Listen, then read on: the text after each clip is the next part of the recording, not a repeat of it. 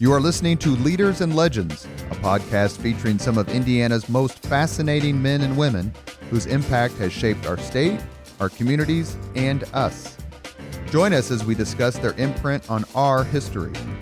Leaders and Legends is brought to you by Veteran Strategies Incorporated, your local veteran business enterprise specializing in public relations, media relations, public outreach, crisis communications, and digital photography.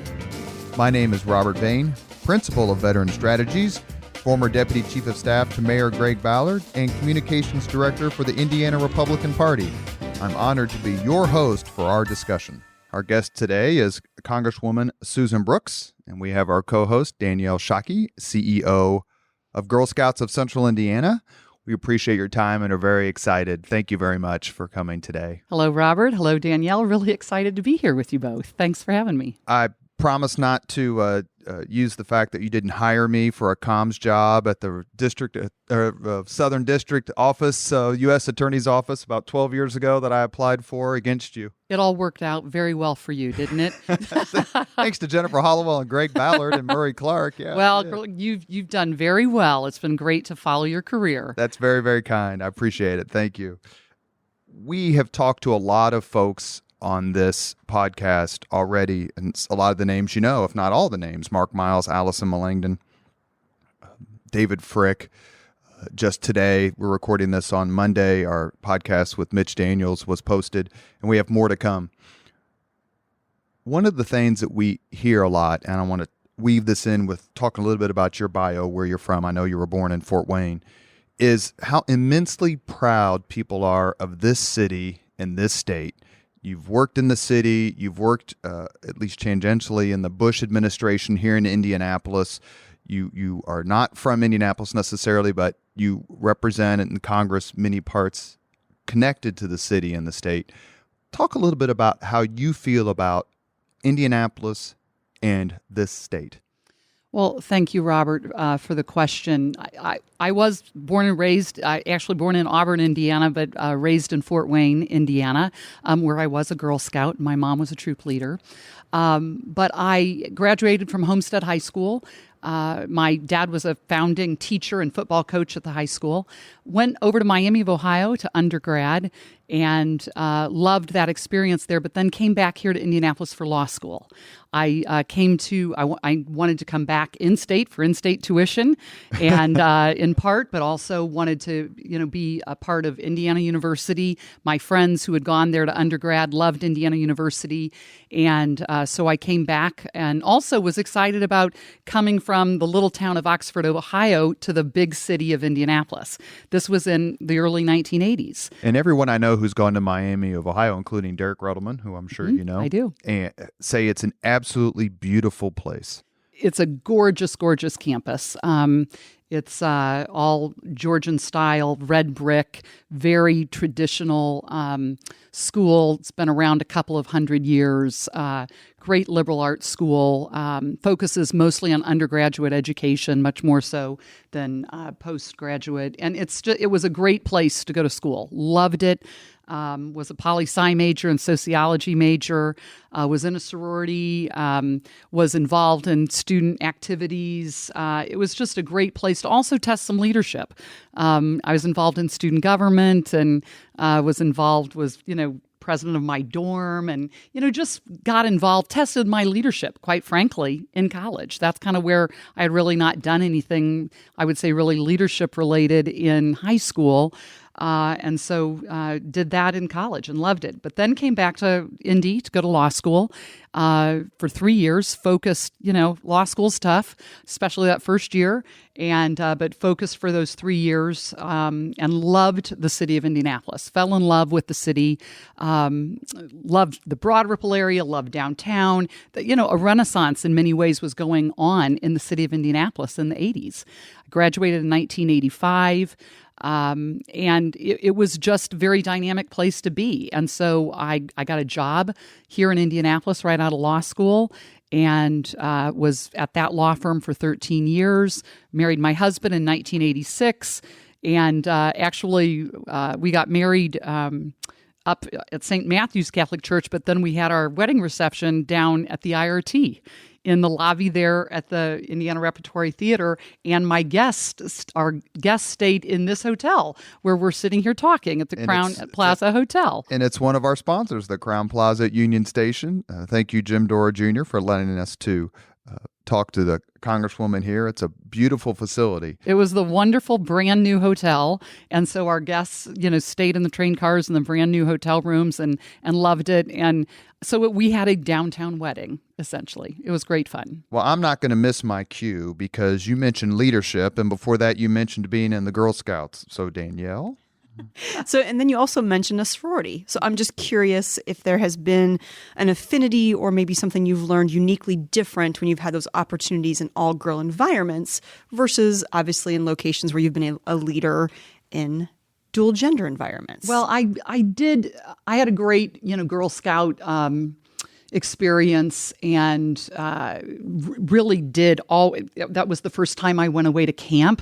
Went to Camp Logan a few summers. I mean, it was kind of my first time away from home, and so you grow up as a little girl. You mature a bit when you go off to camp, and I really enjoyed the experience. It was great that my mom was the leader, and then I was really proud. Much later on, when my daughter wanted to be in Girl Scouts, when she was in elementary school at St. Monica. And so I have always very, very much enjoyed my relationships and building relationships with girls and women and girlfriends. So I became in college, I joined the sorority Alpha Omicron Pi, and my sophomore year in college ended up being the president of my sorority my senior year in college. But again, you're leading like 100+ girls, trying to get them to all agree, whether it's on social events, whether it's academic achievements, whether it is sports or other things we might be participating in. It was a great opportunity to be a part of that. Then later on in life, I actually became very active in the Junior League of Indianapolis. Again, a volunteer, a women's organization that's all about promoting Indianapolis and volunteerism in Indianapolis. And those are some of my very best friends now, are the relationships I made and the leadership opportunities that I pursued or were given the opportunity to pursue because of, that focus and I think that level of friendship and that level of support that girls and young women provide each other. So I have loved it. It's been a big part of actually my whole life. So now that so much has been said about, you're leaving behind in DC a much more diverse party than when you found it, and in part because of some of the recruitment efforts that you've been a part of to get more women involved, more women to run.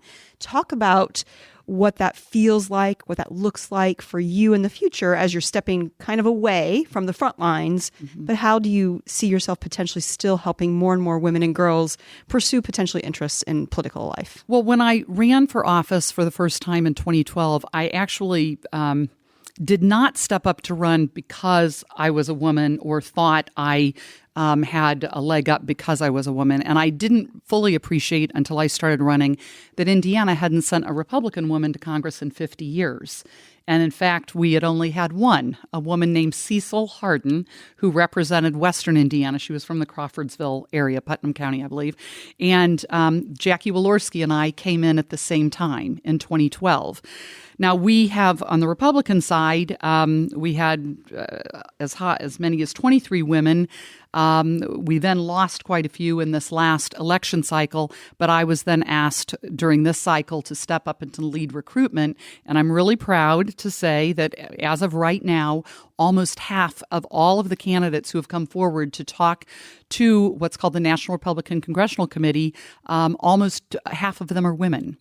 And now that doesn't mean they're all going to file, doesn't mean they're all going to run, but I'm thrilled that almost half of all of the potential recruits are women.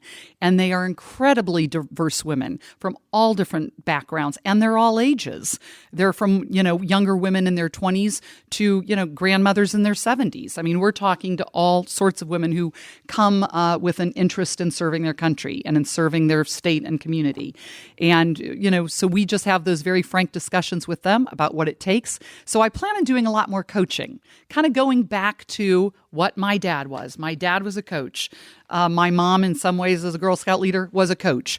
And so I think it's time for me at this point in my life to become more of a coach, more of a mentor, more, by virtue of the role I've had, you're obviously a role model in some ways, but now I want to be even more active, coaching, encouraging.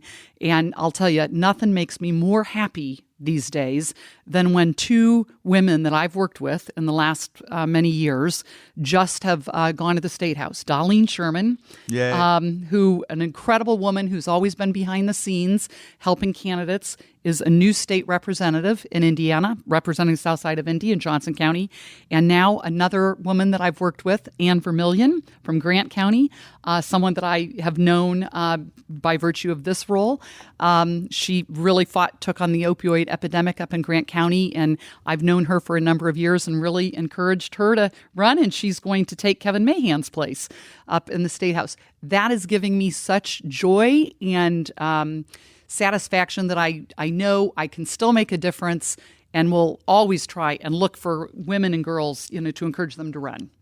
So I think recently, you've been on a special committee to modernize Congress. Mm-hmm. And looking at that language associated with that regarding probably just workplace climate and salary and benefits and all the things that come with wanting to take on a role like this. Did any part of that have anything to do with wanting to recruit more women and making it more attractive, or was it really about for everyone and modernizing Congress? Well, I would say actually for that particular assignment, it's a bipartisan committee. And in order for any of our recommendations to move forward, I think three-fourths of us have to agree to it. And so far, we've had unanimous recommendations on whether it's modernizing the technology that we use. We're looking at the benefits. We're looking at how do we recruit and retain talent on Capitol Hill. We are looking at the quality of life, but we're also looking at how we're interacting with our constituents. How can we do a better job being more transparent with what goes on in Congress? There's so much that technology can do that we know we can do a far better job. But I will tell you, I think the most important piece that we're looking at is how do we improve civility in our discourse in the public sphere. And we need to do a better job with respect to civility in Congress. And we've spent, and I'm on a civility subcommittee that I'm really pleased about. And we've just got to get that piece figured out, because as leaders in the country, we've got to do better and set the tone. And those are the types of things. So I would say that assignment's more about the institution. It's more about making sure that the House of Representatives going forward is a stronger, more effective body than it's been.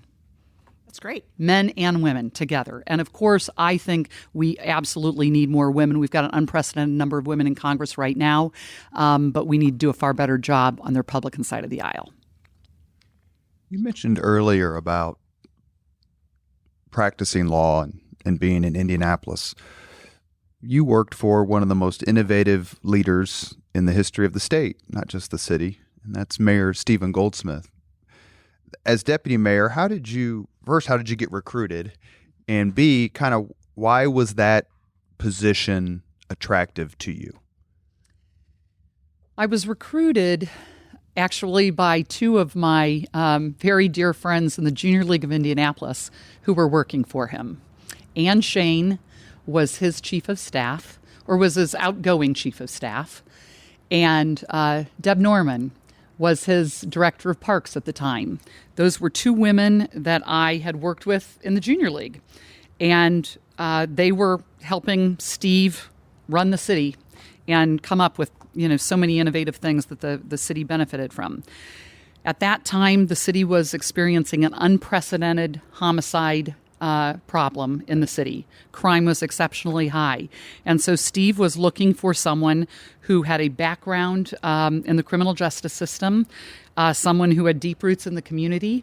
And I I think he was also interested in a female leader at the higher levels of city government because Ann had left. John Hall was the other deputy mayor, and Bill Steffen was brought in to be chief of staff at that time. And so Steve called me truly somewhat out of the blue at the suggestion of Ann and Debs. I visited with him. I had been a criminal defense attorney for 13 years. So I had practiced in the courts, both in the juvenile court and in the adult superior courts. And I did have an extensive background in understanding and knowing about our crime problems in the city. And so he brought me in, and I was deputy mayor focused on public safety, but also what Karen Glaser, my district director, and I were just talking about, because she worked with me in the mayor's office also. Steve very much focused on the root causes of problems. And we focused on the juvenile justice system. We focused on children's health and welfare issues because he knew that the crime problems stemmed from poverty, stemmed from lack of education, stemmed from problems that kids might, experience once they got into the juvenile justice system and then into the criminal justice system. So we really focused on, I think, we studied our problems. We started the Indianapolis Violence Reduction Partnership. 10-Point Coalition was started during our time because he very much believed that the faith-based community had a role to play in helping us solve the crime problems. Partnering with law enforcement. That was all started when we were there. And I'm really proud of the innovative, solutions that he brought over time. It took a while, but during Mayor Ballard's time, I was one of those people who really celebrated when homicides went lower than 100. That's right. I remember that. Okay. Now it took a while. These problems don't solve themselves overnight. They're very difficult problems and complex. And I remember being so excited when we finally were in double digits. It's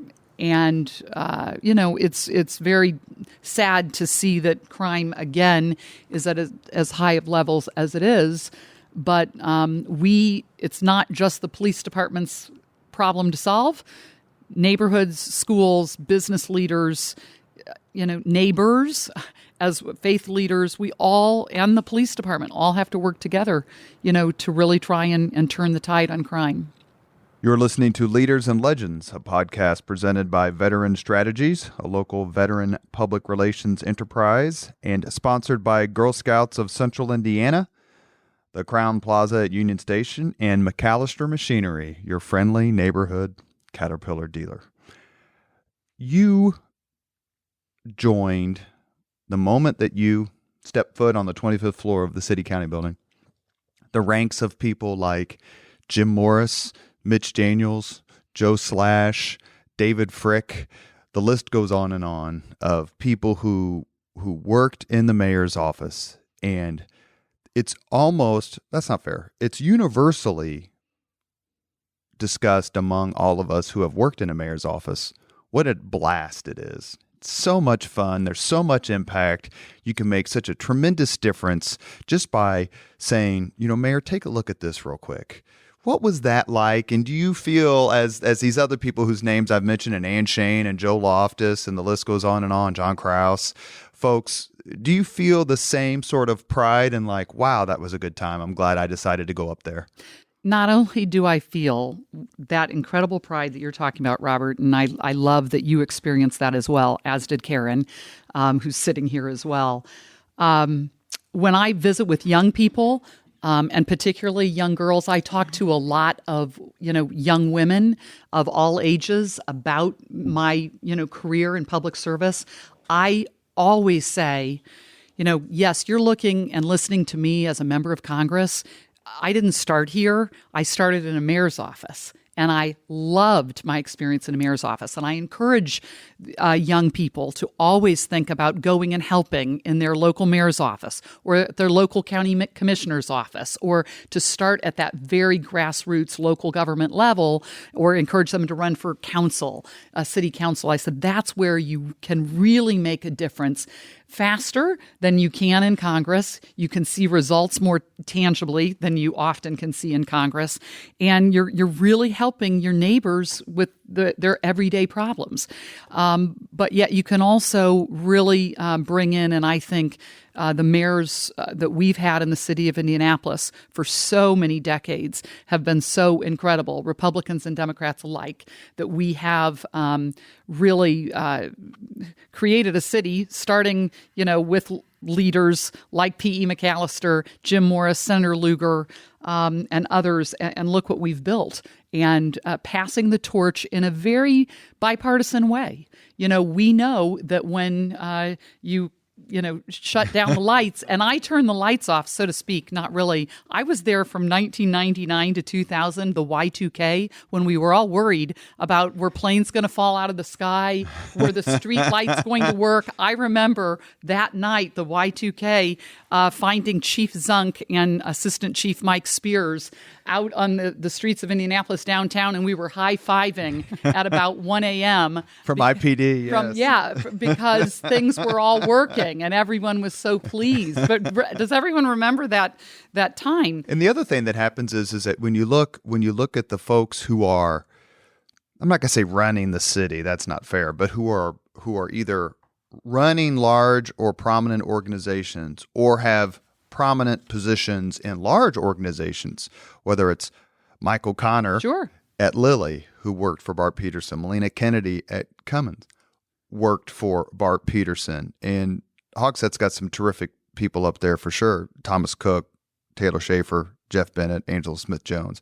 What are they going to be doing in 10 years? Yeah. Because Ballard can look around and go, well, there's my guy Ryan Vaughn, my former chief of staff who's running the sports corp, my former deputy mayor Michael Huber, who's running the Greater Indianapolis Chamber of Commerce, Greg Wilson, who was one of my chief diversity appointees, running the Indiana Civil Rights Commission, and Robert Vane, his political hack, hanging out with Susan Brooks.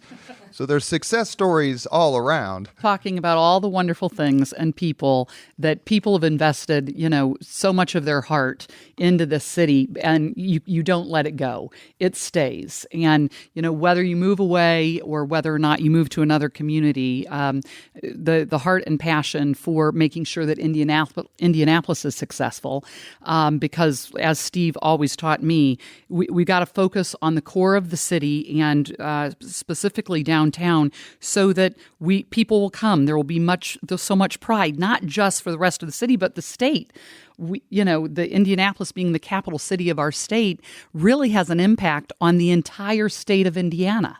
Not just, the suburban counties around the state, but all the way up, to Fort Wayne, to Hammond, down to Evansville and New Albany. I mean, people come to this city, whether it's for events, for family gatherings, for art, and for so many things. We've got to make sure it's a safe community. We got to make sure it's an exciting community. I just finished a fabulous visit with Bob Stutz over at Salesforce. And they have grown from 1,400 employees just a few years ago to 2,000 employees in this city. And, we've got, in order to continue to attract all of these great companies from either around the globe or grow the incredible companies we have here and keep them here, we've got to make sure this is an awesome, inviting, safe community. And that's what I think everybody who's worked in the mayor's office has that kind of passion to continue and focus on. And one of the people over at Salesforce who's making that happen is someone named Amy Wagner, who I worked with at State Party, but also was very prominent as Deputy Chief of Staff, I believe, for Greg Ballard. And I was just with Amy. She put that meeting together with Bob and myself. And, Amy has an incredibly important role at Salesforce. Terrific. Let me ask you one other question before I turn it back to Danielle, because that's something that came up in the Mitch Daniels podcast that we did. You left the mayor's office. Goldsmith declined to run in 1999, and Bart Peterson became mayor. And you went to a law firm and practiced law. But you got pulled back into public service when you were appointed, and forgive me if I'm wrong, United States Attorney for the Southern District by President George W. Bush. How did that come about, and how tough of a decision was that for you?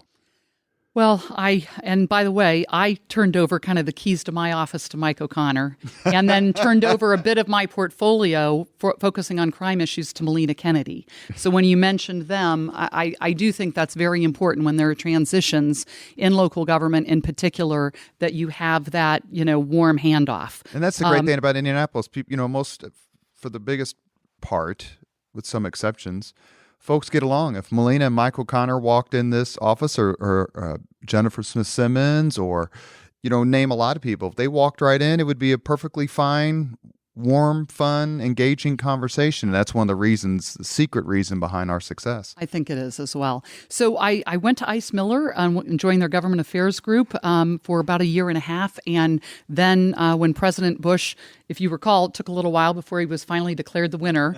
And I had learned that he was putting together a selection committee for the U.S. Attorney.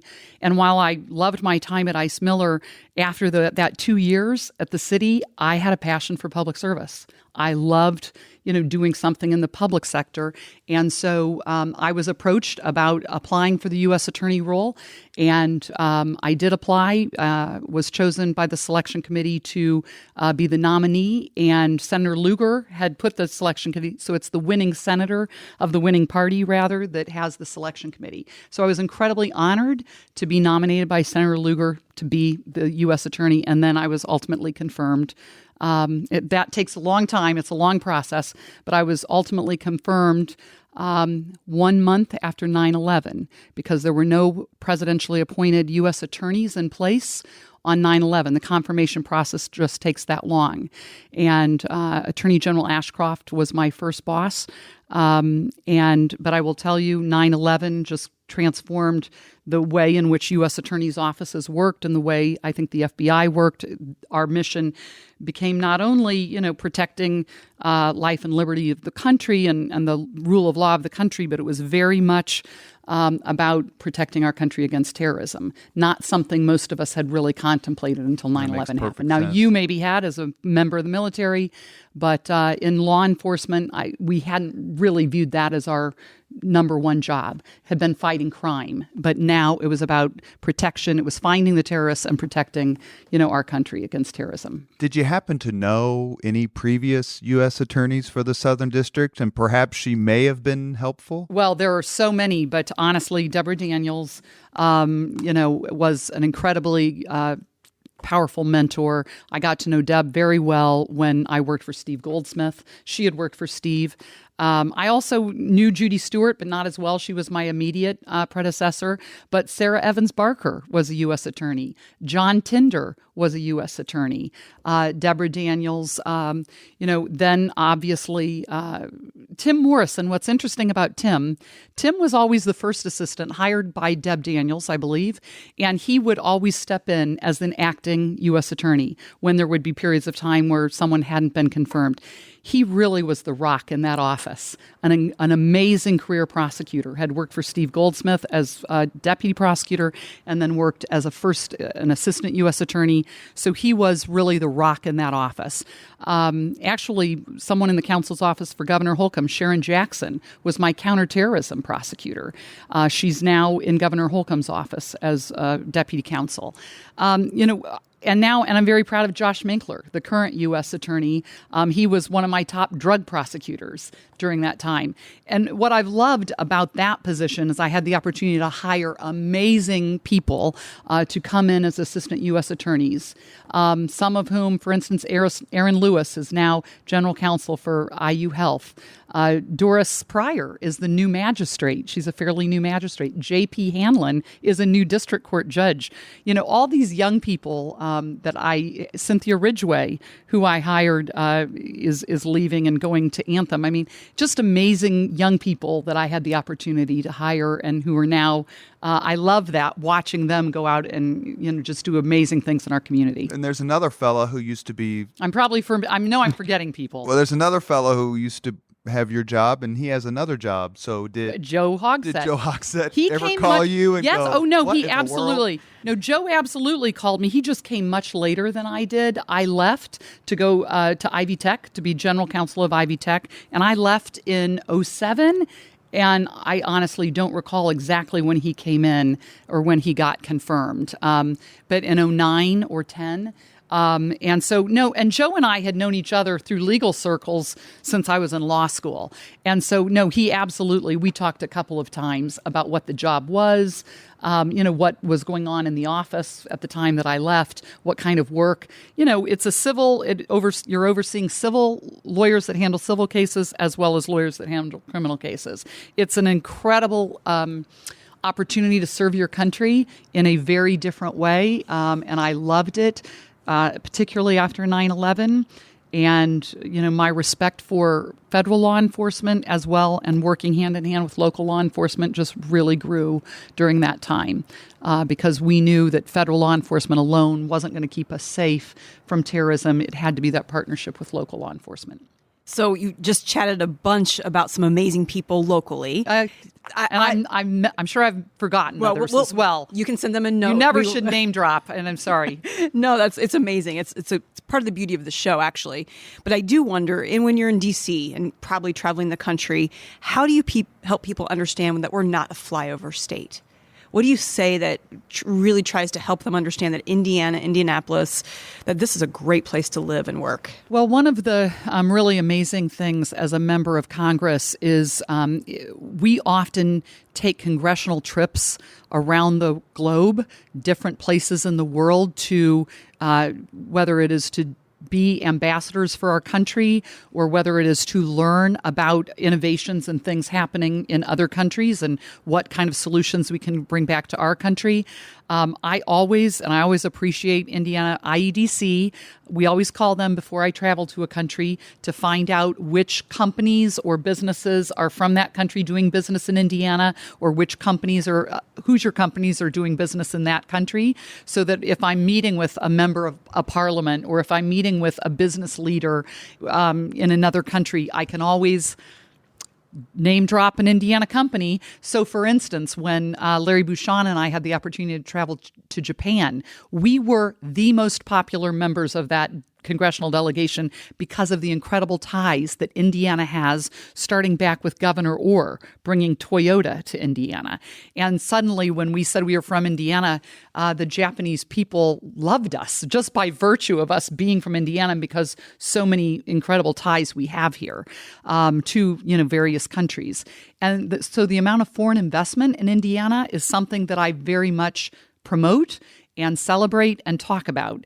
But then even in D.C., and with my colleagues across the country, I think it is often talking about what an incredibly diverse state we are, incredibly strong in agriculture, and whether it's name dropping which companies are huge in ag, to our life sciences presence in the world. We often have not been as a state, I think, as we're humble Hoosiers. We just often don't toot our own horn enough about all of the incredible, not just companies, but people and Hoosier hospitality. That we do promote Hoosier hospitality, and I always like to talk about that.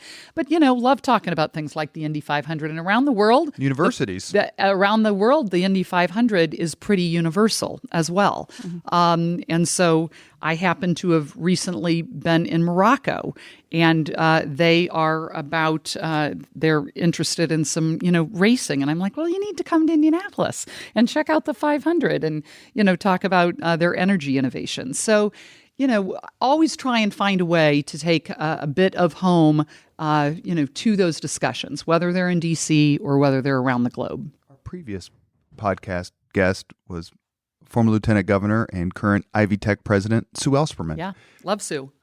I was going to say, how well do you know her? Which Very I just well. got that answer. And secondly, you were at Ivy Tech for a while before you decided to run for Congress. What's your impression of that institution now that has grown leaps and bounds in the last several years under a various leadership, and the role it's playing, the void in some ways it's filling in the education of Hoosiers? It's a critically important institution in our state. And I, when I was U.S. Attorney and was approached about becoming general counsel for the college, I really studied it and learned what a incredibly impactful role it was having in our state. Now, this was in 2007, right before the recession was really hitting. So I was there, and under President Tom Snyder's leadership, he came from the auto industry to lead that organization, which massively ballooned in our enrollment size because so many adults got laid off, from our heavy manufacturing base in the state. And so many of the people did not have the skills they needed to get back into that workforce. So I was there at a critically important time when we grew like crazy. Sue Ellspermann, I think, I haven't I'm certainly not as knowledgeable about all of the initiatives that she has led on, but I know it plays such an important role throughout our entire state of not only young people, who want to get into college and aren't exactly sure what they might want to do. It is a great place to start with some basic college courses and get things started. It's a great place to go and explore different careers. They have an incredibly important and impactful program with the construction trades, with the building trades. And we absolutely need a lot more people, particularly young women, to think about going into the trades or to think about what would be more non-traditional career paths.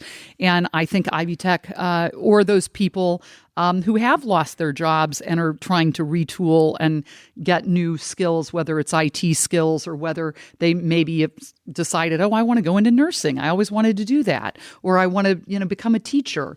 These are great places to, I think, do that at a very affordable price.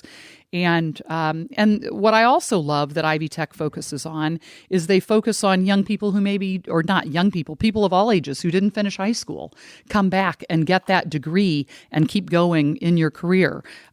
People coming out of prison, they, have incredible work working with, people coming out of prison. They've always had an extensive program reaching out to veterans. They have veteran service officers or they work with veteran service officers and have in each campus a person that understands veterans benefits and how to plug those in. There are so many good things that Ivy Tech does. And so I hope the community and the business community in particular really support them.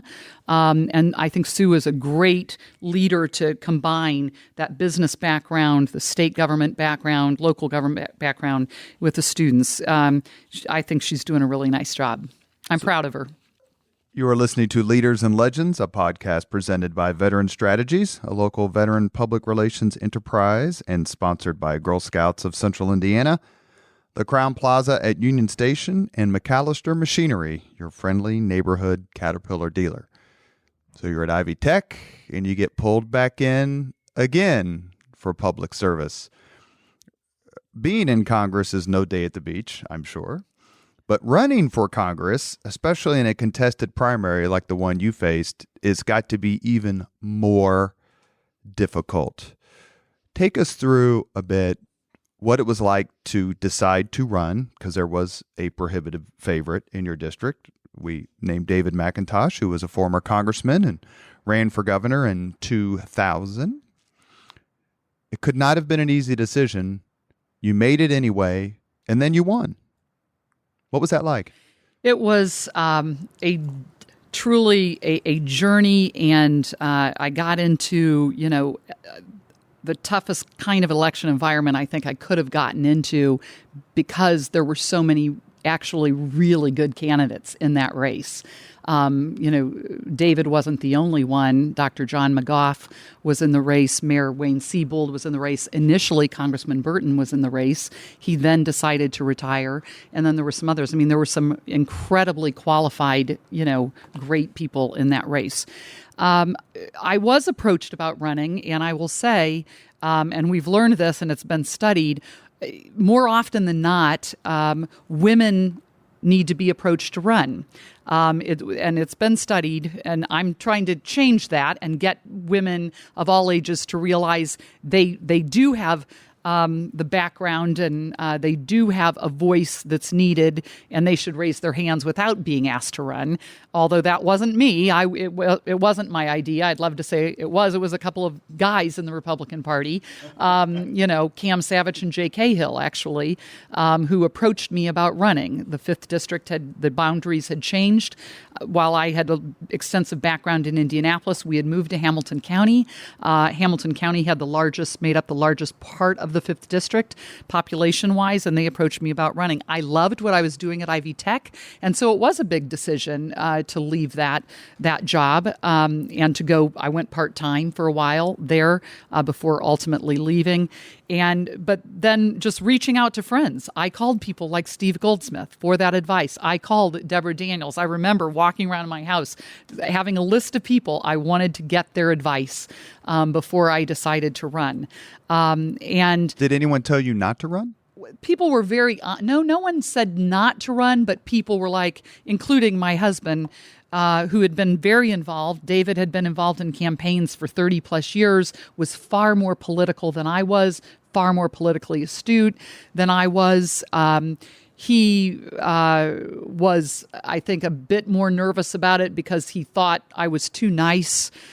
He thought maybe I didn't have thick enough skin to jump into what could be a pretty tough battle. And primaries are brutal. They're much more difficult than general elections because it's a fight within the family. And there's a lot of Cain and Abel going on in political party primaries on both sides. There absolutely can be. And so I think he thought I maybe just didn't have the toughness that it would take.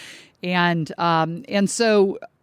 But my kids, who were 18 and 21 at the time, Jessica and Connor, were so fired up about me running. And they said, yes, Mom, time for a new voice, do it. They were very excited about me running. I even talked to their friends before I jumped in.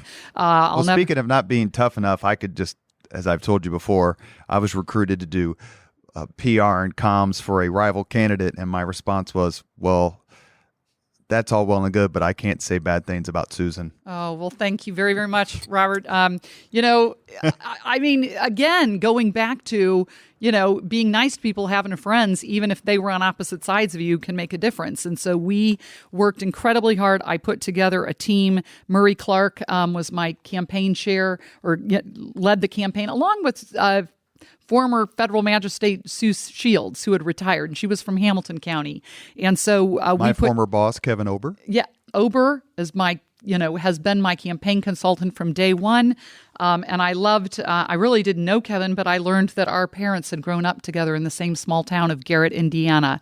And so, I mean, just a lot of things came together, and we just had a great team.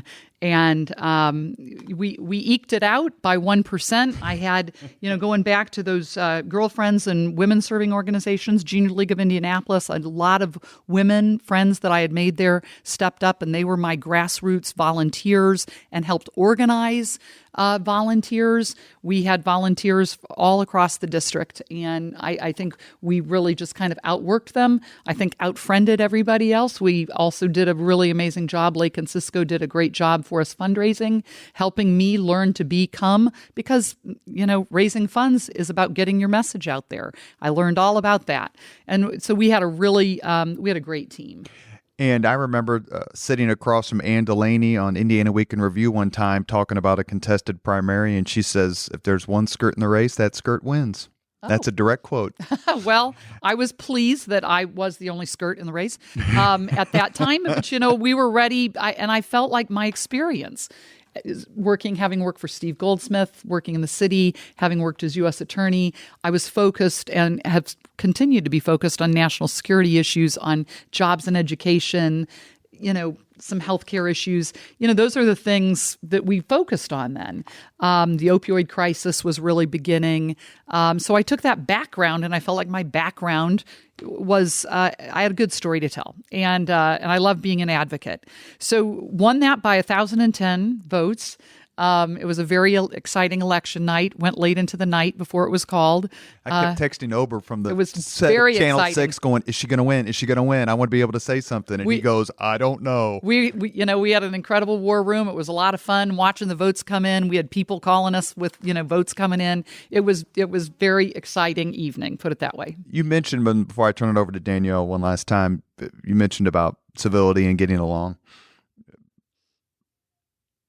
Speaker of the House, Nancy Pelosi, had some very nice things to say about you.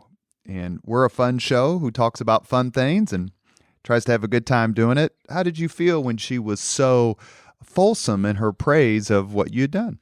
Well, I knew that, a lot of people would really appreciate it, and then there might be some that maybe didn't appreciate it. But she found me on the floor that day that she had spoken at a press conference, apparently. I didn't know. I had announced that I was retiring at the end of this Congress. I had gotten to know her a little bit, not incredibly well, because last Congress, I was co-chair of the Women's Caucus. And so I was the Republican lead, and so she came to a lot of our events. So I got to know her a little bit, and she came and shared with me that she had just spoken at a press conference and had indicated that she says, I hope you like the nice things I said about you. And I said, oh, well, what, I can't wait to read them. And then they kind of made big news, I guess. Well, they did. And I remember writing a speech for Murray Clark, and we started out, it was for Erling Rogers, who was a longtime member of the of the General Assembly here in Indiana. And the opening line was, Erling, I can say nice things. Murray was chairman of the Indiana Republican Party. Erling was a Democrat. And Murray's first sentence was, Erling, I can say really nice things about you, or I can say really bad things about you. Which would you prefer? Right. Well, because I've been trying from the time I got there, from the time I started running, that I was going to be bipartisan. I was always going to reach out across the aisle. I was always going to have friends across the aisle. We've done it. We've worked hard. It's not just me, it's my staff as well. And so the fact that the current Speaker of the House, now, of course, I'm leading recruitment, so I'm going to try and make sure she's not the Speaker in the next term. But that's the game I'm in. That's the game of politics we're in. And again, it's about civility and, trying to find ways to do good things for the country. So, I admire the fact that she became Speaker again after being Speaker long ago, losing many cycles, and she was able to convince her caucus to make her Speaker again. That is, darn impressive. And we all can learn a lot by how she's kept her team together. Now, I think it's gotten harder for her now that she is Speaker. But I'm proud that she had nice things to say about me. And at the end of the day, I think that it's important, whether it's Senator Lugar, whether it's the various mayors we've had here in Indianapolis, bipartisanship does matter. And I think it's important. We've tried to impress that upon all, whether it's from interns to our staff to our constituents. That's the way we move this country forward. One thing that's before I turn it over to you one last time is, if you were and you were, as I recall, at the Lugar Memorial, the tremendous reception and kindness shown to recently defeated Senator Joe Donnelly. People went out of their way in a mostly Republican gathering to say thank you for being there, and was mentioned from the podium. That's not lost, nor should it be. Well, and I worked closely with Senator Lugar on some really important legislation, and whether it was on opioids or the law enforcement mental health bill that we worked on together, trying to make sure that our law enforcement get the mental health treatment and or services that they often need. We don't talk about what our law enforcement and first responders deal with and see day in and day out. And so we worked on some really important legislation together, and I think, again, it's about, relationships and friendships, and respecting people. Doesn't mean you have to agree with them on everything. Doesn't mean you have to agree with them on policies, on positions. But I think just being, kind and civil and nice to people means something. And I hope, I think that's what Senator Donnelly was, always kind, nice, good person to work with, even though we might not agree on, many things.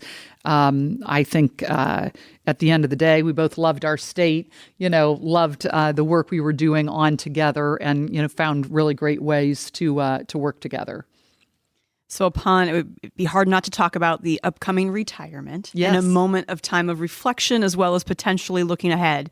So tell us and tell the listeners, what is something that you are most proud of in your years as Congresswoman? And if any kind of hints to what we might see from you in the future? Well, when I talk about what I'm most proud of, I think it really has to do with the manner in which my office and we have tried to conduct ourselves in a very difficult environment. Congress is, and politics, modern day politics, can get incredibly rough and tumble and can get pretty nasty at times, whether it's from constituents who are calling us or whether it is, threats that people make on occasion. It can just be a really tough environment. And my team, Megan Savage, my chief of staff, started with Mel Raines, then Megan out in D.C., Karen, who's led my efforts here, and my deputy chief. We've led an office that have been incredibly respectful, that have been problem solvers, that whether we're solving problems for our local communities, whether we're solving problems for constituents, things like foreign adoptions, veterans issues, Social Security issues, lost passports, you name it. We get calls on it, and they are very problem-oriented, taking care of our constituents and our communities. That's what I'm proudest of. Now, I will tell you, we've had a really great run in getting a lot of legislation passed, too. And so while I have a lot of pride about that legislation, I think at the end of the day, it's how we've treated the people all along the way. Even when people call and yell over the phone or yell at us in person on occasion, we try to, be civil and kind and listen and respectful because they're hurting or they're upset about something. And then it's also so wonderful when we get those notes of thanks for the work that we've done. So in some ways, it's kind of like going back to being a lawyer and having clients and doing individual casework. Working with people on their problems is probably what I'm proudest of. And then I hope that giving girls and other women the notion that they too, I didn't come from a political family. I didn't grow up thinking I was going to run for office, giving people the idea that, yes, they too can do this. They too can be a voice. They too can represent their district or their community in a way, and just giving them that idea. That's what I think I'm proudest of. And so whether it's, having women that I've mentored and been close to, like Darlene and Ann Vermillion, join the State House. And I want to see a lot more women and girls, step up and run for something. Student council, an organization presidency, be a captain of their team, run for your neighborhood association president. That's a really difficult job. Run for a city council. Danielle, what are you going to run for someday? Come on. Oh, gosh, yeah. Who knows? We might have started something right here. What do you think, Well, Robert? she's got the ultimate enticement in those damn cookies. Just to stay around, right? No, but it's a great organization. Women who run nonprofits have an incredible background and can be a great voice. I mean, just trying to get women to run. So that's what I hope to do in the future. I don't have any plans. I've got 16 months left to get some important work done. And I don't have a game plan. I typically don't have a game plan. We'll just, see what comes after this. I don't think I can just, sit back and do nothing, but I want to stay involved in local community in some way. I don't think I'll be running for office again. That's not, we've kind of been there, done that, and proud of our service, and want to pass it on to the next generation. It's time to pass the baton. We end the podcast with the same 5 questions to everyone. Danielle's going to ask you these as soon as I pass them over, in case you don't have them memorized. I'm getting there. But all right. Before we ask the 5 questions, the question everybody wants asked: what's it like being married to Dreamboat David Brooks? 33 years this year of marital bliss, mostly. Again, because we're here at the Crowne Plaza and we got married in 1986, it's fun to come here and do this. It's been an amazingly exciting and unpredictable journey. David is a phenomenal lawyer, and he is a fabulous father. He has been an awesome, whether it's a soccer dad, whether he's a cowboy. For those of you who know, he's an awesome horseback rider and loves the outdoors and nature. So it's just always an adventure. There's always an adventure with David. And so he's been an amazing partner. I'm really, I couldn't have done this job without him. There's absolutely, and believe it or not, part of the reason I'm ready to retire is 8 years of a commuter marriage. I'm kind of ready to come home because I still like the guy, still like hanging out with him, want to spend more time with him as we, move into even later in midlife. Want to spend more time with our kids. Our son's teaching up in Anchorage, Alaska. Our daughter lives in Minneapolis. Want to just be more present for our kids and our family and our parents. But he's been awesome. Couldn't do without him. Dreamboat David Dreamboat is is never. Dreamboat is a term that didn't come to mind initially, but I kind of like it. I'll tell him that you think he's a dreamboat. So, but he's awesome. He makes me laugh, and I think most people who know him know he makes them laugh. And in this, kind of serious world we're in, it's great to have a person that makes you laugh and keeps you humble. He does that. I was going to say something like behind every great woman is a great man, but it sounds like you walk side by side. Yeah, we absolutely do. We absolutely do. And, he's been an important advisor and best friend on this journey. That's and amazing. It's not over. Well, I hope you have lots more adventure to come. So 5 questions we end every podcast with. What was your first job? My first job was at Ellis Ayres at Glenbrook Mall. My first real job. I babysat. Mm-hmm. I did a lot of babysitting. So that's a job too. But I think my first real job was at Ellis Ayres, and it was in the customer service department where people with their credit card problems would come, or we also did gift wrap or layaway. Anyone remember layaway? So it was at Ellis Ayres, and I did work there one summer, and then they would hire me back during the Christmas break. Okay. And so I worked there many, college when I was in college during that Christmas time off. Very good. What was your first concert? My first concert, that's a great question. Believe it or not, my grandmother gave my sister and I tickets to the Carpenters at the Fort Wayne Coliseum. And so we went to see the Carpenters. And my grandmother took us, bless her heart. But that was my very first concert. Good memory. Yeah. Robert, you laugh. It was a good one. No wonder she's not running again. Yeah, I was going to say, often people have great, but you know what? The Carpenters were a great group back in the day. And with your grandmother. One of the favorite parts of trivia that we've learned is that Terry Curry, the current Marion County prosecutor's first concert, and Mitch Daniels' first concert was the exact same concert. Which one?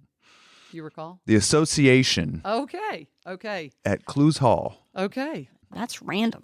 Okay. That's great. If you could suggest a book for someone else to read, what book would you recommend? I finished not too long ago The Voices of Afghanistan. And it is, each chapter is a chapter by a woman in Afghanistan, and what the United States has done for the women of Afghanistan has been so life-changing. And so I have so much admiration for the men and women who've served in Afghanistan and what we've done for those women and how we've changed the girls' and women's lives in Afghanistan. I love that book. I've read it twice. And I've been to Afghanistan twice. And the women in Congress take a trip for Mother's Day and go thank the women troops that are serving in Afghanistan. But we also have developed relationships with Afghan women. And so we're now seeing and visiting with the Afghan women. So I love that book. Voices and of a good Afghanistan. story. I'm Yes. sure our listeners will Incredible. want to pick that up because of that story. If you could witness any event in history, be there in person as it happened, what would that event be? Ooh, that's a tough one. That is a tough one. Any event in history? So many things are going through my mind.